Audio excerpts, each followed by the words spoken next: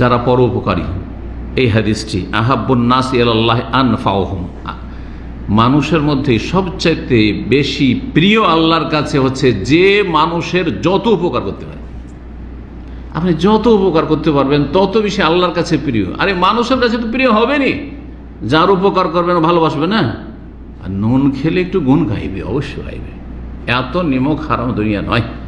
সে সাময়িক হইতে পারে নিমক হারাম, অনেক সময় করে, কিন্তু তারপরে আর সে যদি না করে তার আশেপাশের লোক করবে। অনেক সময় ভাইয়েরা আপনার সাথে দুর্ব্যবহার করছে, ভাই বোনকে দেখেছেন তারা খারাপ আচরণ করছে, এই প্রবাসীদের এটা তিক্ত অভিজ্ঞতা। কিন্তু দেখবেন আশেপাশের লোক ঠিকই জানছে এই ভাইগুলোকে, এই বোনগুলিকে অমুকই মানুষ করেছে, অমুক এগুলো দেখাশোনা করেছে। গ্রামবাসী ভালোবাসছে আল্লাহর পক্ষ থেকে, কারণ আল্লাহ যে ভালোবাসছেন। জি, আহাব্বুন নাস ইলাল্লাহ আনফাহুম, মানুষের মধ্যে সবচেয়ে বেশি প্রিয় আল্লাহর কাছে যে যত বেশি উপকার করতে পারে। আর একটা হচ্ছে দুনিয়ার উপকার, একটা হচ্ছে দিনের উপকার। কোনটা বেশি গুরুত্বপূর্ণ? 1 কোটি টাকা যদি আপনাকে কেউ দেয়, আর একজন 1টা টাকাও দিতে পারলো না, কিন্তু আপনাকে জাহান্নামের রাস্তা থেকে জান্নাতের রাস্তায় লাগিয়েছে। আপনি ছিলেন মাজার পূজায়, আপনি ছিলেন মূর্তি পূজায়, হিন্দুর সন্তান, আপনি ছিলেন খ্রিস্টানের সন্তান, হ্যাঁ, নাস্তিক পরিবারের, আপনি ছিলেন বিদআতপন্থী, আপনাকে কোরআন সুন্নাহর রাস্তায় লাগিয়েছে তার ইলম দিয়ে, আপনাকে জান্নাতের রাস্তায় লাগিয়েছে। কে বেশি উপকার করলো? যে 1 কোটি টাকা দিয়েছে আপনার জন্য জান্নাতে নিশ্চিত করতে পেরেছে? পারেনি। 1 কোটি টাকা কেন, সারা দুনিয়া যদি দিয়ে দেয়, কিন্তু আপনি হেদায়েত না পান, হেদায়েতের রাস্তা জান্নাতের রাস্তা না পান, তাহলে আপনি জাহান্নামী। শেষ পরিণাম জাহান্নামী। ফেরাউন জাহান্নামী, কারণ হামান সব জাহান্নামী। এরা সবচেয়ে বেশি ধনাঢ্য ছিল, সবচেয়ে বেশি প্রতাপশালী ছিল। সেই যুগের এইরকম প্রতাপশালী কোনো রাজা ছিল না। চিন্তা করেন। কিন্তু যেই ব্যক্তি জাহান্নামের রাস্তা থেকে জান্নাতের রাস্তায় লাগে, সে আপনার সবচেয়ে বেশি উপকার, সে আল্লাহর কাছে বেশি প্রিয়। হয়তো আপনাদের সাথে একাকার হয়ে চলছে, আপনি ভাবছেন কি বা, হ্যাঁ, কিন্তু আল্লাহর কাছে তার যে কত মর্যাদা আল্লাহ রাব্বুল ভালো জানছেন। এবং আল্লাহ রাব্বুল আলামিনের দিন সম্পর্কে যারা জ্ঞানী তারা জানছে যে আল্লাহ রাব্বুল এই যে দাওয়া ইলাল্লাহ, দিনের কাজ করা, মানুষকে হেদায়েতের রাস্তা, বেনামাজিকে নামাজি বানানো, আর খারাপ যারা পাপে ডুবে আছে, পাপে চরিত্রহীন তাদেরকে চরিত্রবান বানানো, খারাপ মানুষকে ভালো করা, এই যে কারখানায় লেগে আছেন, এটা হচ্ছে আম্বিয়া রাসূলের কাজ। নবীদেরকে আল্লাহ রাব্বুল এই মান সম্মান দিয়েছেন, এবং নবীর যারা সত্যিকার ওয়ারিসিন তারা এই কাজ করবে, মানুষের উপকার করার চেষ্টা করবেন।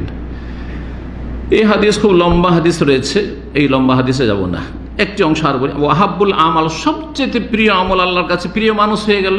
প্রিয় আমল হচ্ছে সরুরুন তুদখিলুহু আলা মুসলিম, কোন মুসলিমকে যদি আপনি খুশি করতে পারেন, কোন একটা মানুষ যদি আপনার আচার আচরণে খুশি হয়, বেচারা রাস্তা ভুল করে কোন দিকে চলে যাচ্ছিল, ভুল পথে চলে যাচ্ছিল, আপনি বলেন ভাই কোথায় যাবেন? বলছে আমি তো ভাই ইয়েতে যাব,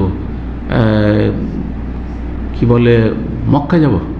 বুঝলো, আপনি তো মক্কার রাস্তা না, আপনি তো জোবেল ধরে এইদিকে, তো আপনি কুয়েতের রাস্তা ধরেছেন, আর না হয় কুয়েত, না হয় আপনি অন্য দিকে এরাক অথবা ওইদিকে আপনার জর্ডন, ওইদিকে চলে যাবেন, ওই রাস্তা ধরে নিয়েছেন আপনি।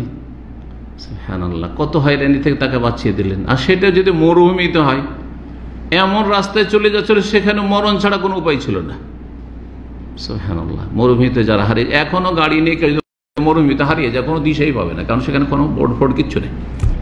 এরকম পরিস্থিতির শিকার আমরা হয়েছি, ঘুরতে আছি কোনো দিশাই পাচ্ছি না, এমন হয়েছে। একসময় চলে গেছি বেশি মরুভূমিতে, তারপরে আইডিয়া পাওয়া যাচ্ছে না কোন দিকে যেতে হবে এখান থেকে। আল্লাহ হেফাজত করুন। কোন মুসলিমকে যদি খুশি করতে পারেন, পিপাসিত মানুষ, বেশি খরচ করা লাগবে না। কয়েকদিন আগে একজন পিপাসিত এই রাস্তা ক্লিন করে, এত গরমে রাস্তা ক্লিন করছে, মাসখানে কত গরম ছিল সেই সময়। তো একজন টেলারের কাছে আমি দাঁড়িয়ে আছি, আর ওই সময় টেলার ভাইকে বলছে যে ভাই আপনার কাছে একটু পানি আছে, আমার এই খালি বোতল নিয়ে এসে পানি ভরে দেবেন। 1টা রিয়ালতে পানি কিনা তার জন্য কষ্টকর, 1টা রিয়ালের অনেক দাম তার কাছে, 30 টাকা দেশের হিসাব করছে। সুবহানাল্লাহ, আমার কাছে গাড়িতে তখনই নেমেছি, আর ঠান্ডা পানি ছিল, 2টো পানি নিয়ে গেছি, একটা বড় ছেলে, একটা ছোট, আমার ছেলের সাথে ছিল।